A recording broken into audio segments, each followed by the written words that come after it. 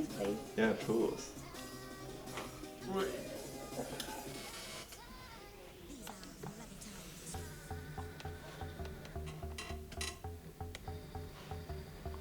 Are you Charlie Gush? Yeah? What are you doing later after work? Do you want to hang out? No, I think I'm just gonna skate the ramp. Okay.